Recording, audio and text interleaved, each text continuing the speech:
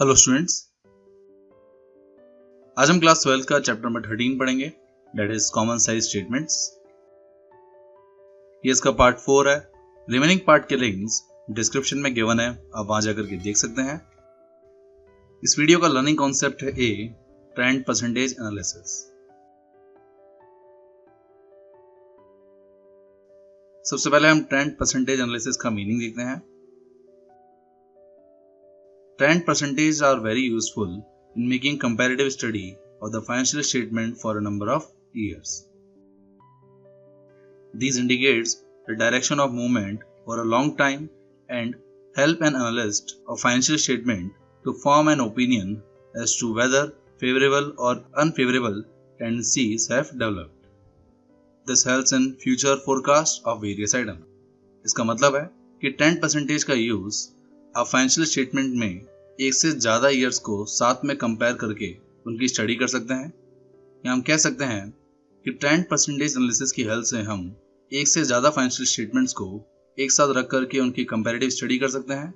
साथ ही इस इंस्ट्रूमेंट को यूज़ करके आप कंपनी की लॉन्ग टर्म डायरेक्शन के बारे में जान सकते हैं कि आपकी कंपनी ग्रोथ कर रही है या नहीं। साथ ही इस इंस्ट्रूमेंट्स का यूज़ करके आप पता कर सकते हैं कि आपकी कंपनी डेवलप कर रही है या नहीं।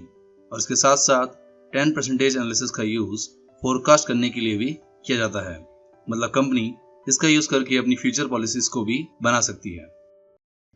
तो हम कह सकते हैं कि ट्रेंड परसेंटेज एनालिसिस का यूज करके एक कंपनी सभी तरह के फाइनेंशियल डिसीजन को ले सकती है एंड कंपनी की ग्रोथ के बारे में जान सकती है।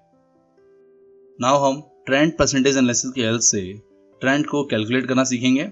ट्रेंड कैलकुलेट करना वैसे ही है जिस तरह हमने कॉमन साइज स्टेटमेंट्स को सीखा था। इसको समझने के लिए हम एक क्वेश्चन देखेंगे। ये क्वेश्चन नंबर 3 है इस चैप्टर का, which is calculate the trend percentage from the following information taking year ending 2014 as a base. आपको ये सारी इंफॉर्मेशन गिवन है, आपको इन सभी इंफॉर्मेशन का यूज करके कंपनी के ट्रेंड परसेंटेज को कैलकुलेट करना है। कैलकुलेट करने के लिए सोल्यूशन में सबसे पहले हम हेडिंग लिखेंगे comparative balance sheet as at 31 March 2017। ये हेडिंग इसलिए लिखी गई है क्योंकि आपको सारी चीजें बैलेंस शीट की गिवन है। देन हम सेम डिटेल को सॉल्यूशन में लिखेंगे। ये आपका ट्रेंड एनालिसिस का फॉर्मेट है। सबसे पहले आप करंट एसेट्स को लिखेंगे, देन आप एब्सोल्यूट अमाउंट लिखेंगे जिसमें आपके चारों ईयर्स की वैल्यूज आएंगी। इसके बाद आपको इन सब का ट्रेंड परसेंटेज को कैलकुलेट करना है। और ट्रेंड परसेंटेज कैलकुलेट करना सेम वैसे ही है जिस तरह हमने common size balance sheet and common size statement of P&L को प्रिपेयर किया था।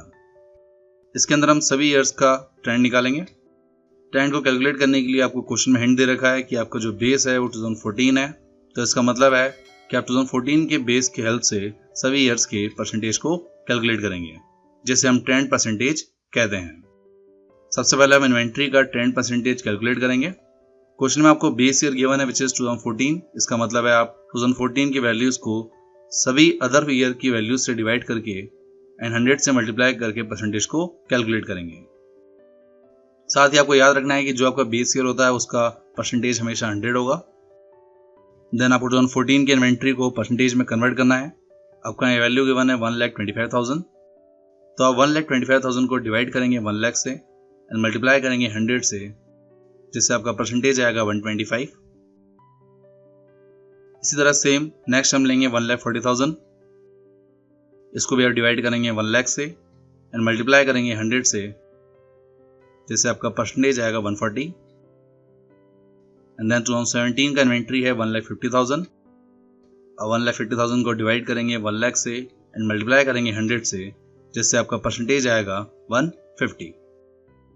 तो आपको सिंपली याद रखना है कि क्वेश्चन में जिस भी ईयर का आपको बेस गिवन हो, आपको उस ईयर को सभी वैल्यूज से डिवाइड करके 100 से मल्टीप्लाई करके परसेंटेज को कैलकुलेट करना है, और इसी को हम ट्रेंड परसेंटेज कहते हैं।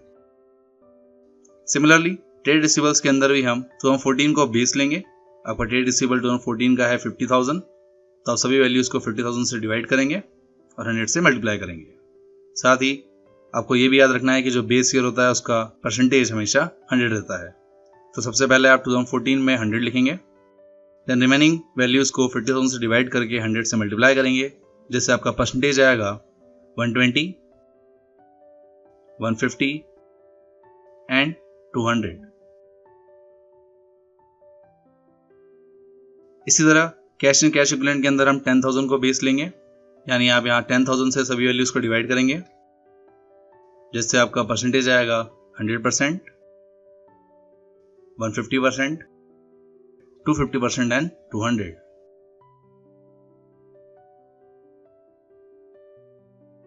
Then last is other current asset. इसमें आप 40,000 को सभी वैल्यू से डिवाइड करेंगे, जिससे आपका परसेंटेज आएगा 100%, 75%, 150% एंड 125%।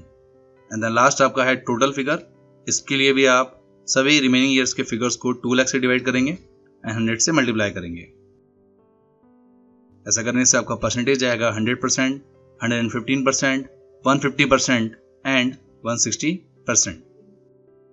और इस तरह आपका ट्रेंड परसेंटेज कैलकुलेट करना कंप्लीट होता है और यहाँ पर आपका आंसर भी कंप्लीट होता है।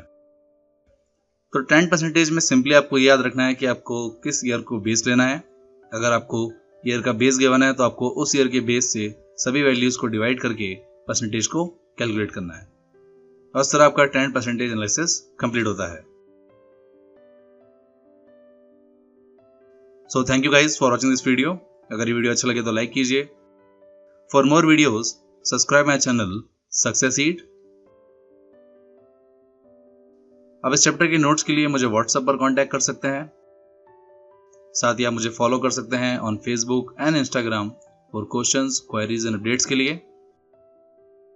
And click on bell icon for daily updates. Thank you.